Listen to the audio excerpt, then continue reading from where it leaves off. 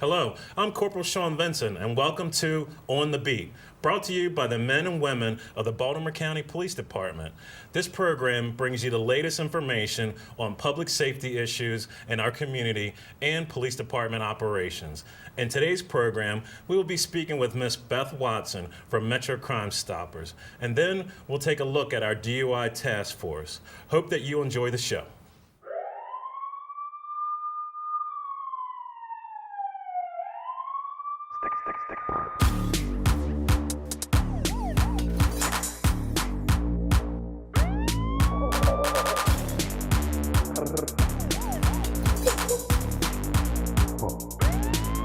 On the beat.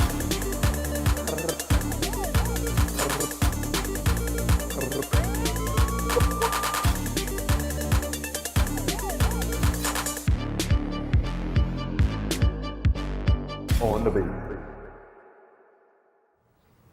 In today's world, we've seen a constant trend in which witnesses are afraid to come forward, and people have information about crimes but not willing to share this information with law enforcement. Metro Crime Stoppers of Maryland provides an avenue for someone to give this information anonymously and possibly receive a cash reward in return.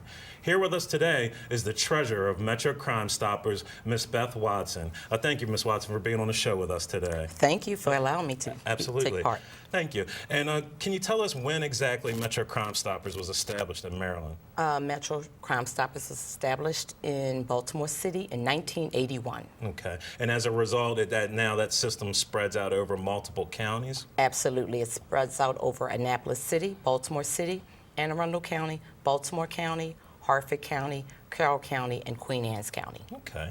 And what is Metro Crime Stoppers' mission? Basically, it's to support law enforcement in solving felony crimes in the community. Okay. And can you describe to us what the organizational structure is? The organizational structure is volunteers, board of directors from Metro Crime Stoppers, police liaison, and media partners. Okay. And then what does the board of directors exactly do for Metro Crime Stoppers? Basically, the board of directors actually hold the meetings. Of course, then we liaison with the different police jurisdictions to go out to get the tips. And basically, once the tips lead to an arrest, then basically we partner with the police department to come up with an award remount. And then that amount is actually paid out to the tipster. Okay. And the board is made up of who some of the people? Local businesses are on the board. M&T Bank, Bank of America, 7-Eleven, Baltimore Gas and Electric, and Clear Channel. Okay. And I'm sorry, and WMAR-TV. Okay, thank Yes. you. And then members of the board, you're volunteering your own, taking time out of your own schedule. Absolutely. We volunteer during our business hours as well as in the evenings. Okay. And then you mentioned about the police officers that are part of the system, law enforcement. Can you describe their part that they play in Basically, Metro? they come to our meetings on a monthly basis, and basically they'll bring us the, if there's a tip that results in an arrest, they'll come and give us that information that the tips that was turned into an arrest. So they'll actually do a point scale, and with that point scale, it'll come up with the amount of money that's used to pay the tipster. Then they also go back to their police jurisdictions, and they'll actually educate the officers on the program. Okay, all right. And then the third component, what is their role that they play in Metro Crime Stoppers that you said? It was the board of directors, the police group. And the media partners. Okay, and what does the media partners, what do they play? Kelly Groff from WMAR-TV, she basically will actually do segments on our cold cases.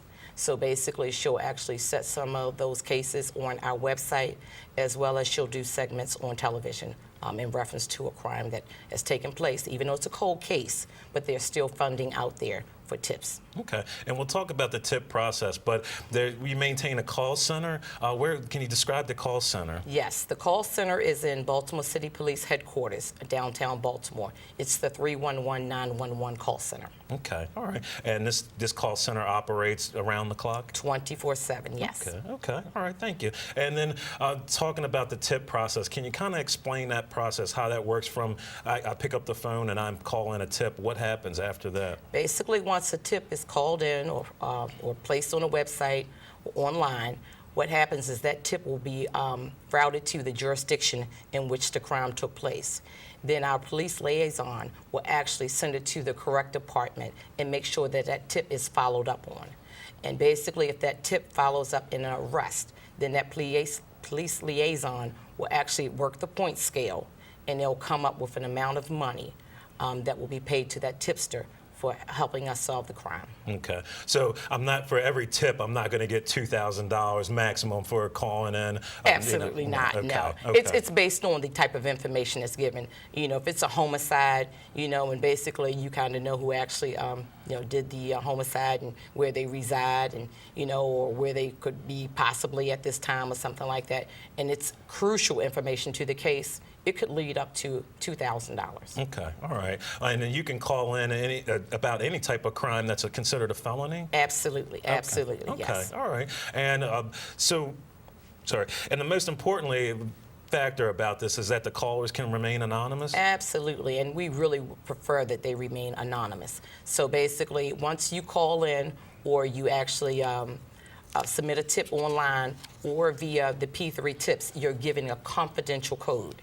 And that confidential code is your only identifier. Okay. So that confidential code is used when you call back into our call center, or if you log back into our tip software, or if you go back onto our website. So basically, you would type that confidential code in, and you'll receive some type of update on that case. Okay, and I've seen I can use my cell phone now also. There's an app that I can use? Absolutely, okay. There's an app called P3.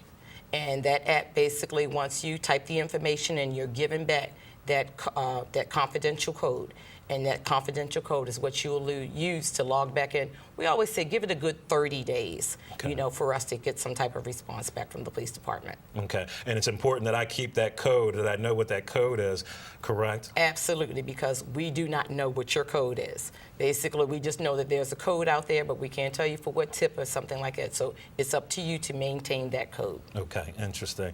And then your website gives us some great information. What's some of the information that I can get off of the website? On the website, we actually list a crime of the week. We also list all the felony crimes that actually take place.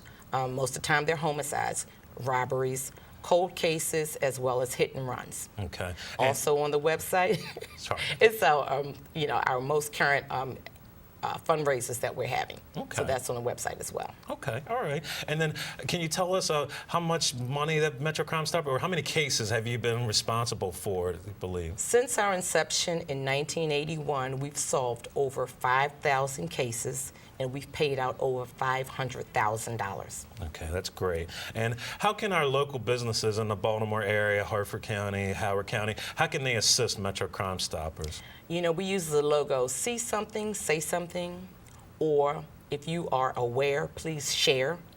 And basically, we ask you to use our 3 components, either our tip line or our website or the P3 tips.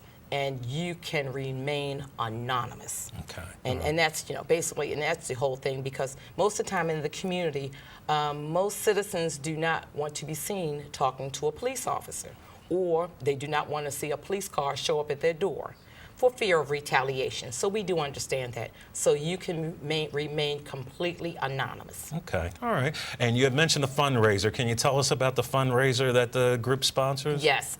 Every year we sponsor a bull and oyster roast at Michael's 8th Avenue. It's around the first or the second weekend in February. And with that fundraiser, we can raise close to $13,000 on that one fundraiser alone. We also have golf tournaments as well as crab and oyster feasts. Okay. And what some of the other avenues that Metro Crime Stoppers receives money to be able to pay out the rewards? Local businesses in the community actually will sponsor and donate funds to Metro Crime Stoppers.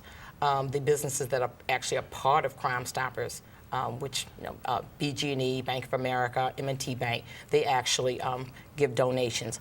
Also, when there's a particular crime in the community, family members and friends will do fundraisers to basically up or increase that reward. And rewards so far, since I've been a part of the board, have gone up to, and with just family members and friends, $18,000. Because if you remember the Ken Harris case, that yes. reward actually went up to $18,000. Okay. And that was through family and friends. Okay. Yes. So if there is a cold case, you can call in the Metro Crime Stoppers or try to put money towards a reward. if Absolutely, you- at any given time, yes, because sometimes we can be a victim of our own success. So there has been times when our treasury has gone a little low, but we've been able to raise the funding to keep the program going. Okay, great. Thank you for being on the show today. We really appreciate it and hope that everybody takes this information and can really use it and call Metro Crime Stoppers if they have any information that they can give us about a crime. Well, thank you. Thank you. Thank you very much. As you heard, Metro Crime Stoppers is a nonprofit organization that provides valuable assistance to several law enforcement agencies in our area. If you have information about a crime, you can contact Metro Crime Stoppers by calling 1-866-7-LOCKUP. You can also submit a tip online or use the Baltimore City Police app to send a tip through your cell phone. You can also learn more information about Metro Crime Stoppers by visiting their website at www.metrocrimestoppers.org. Baltimore County police officers are not going to look the same real soon. Coming up next on our program, we'll take a look at the police department's new uniforms and patrol vehicles. But first, this message.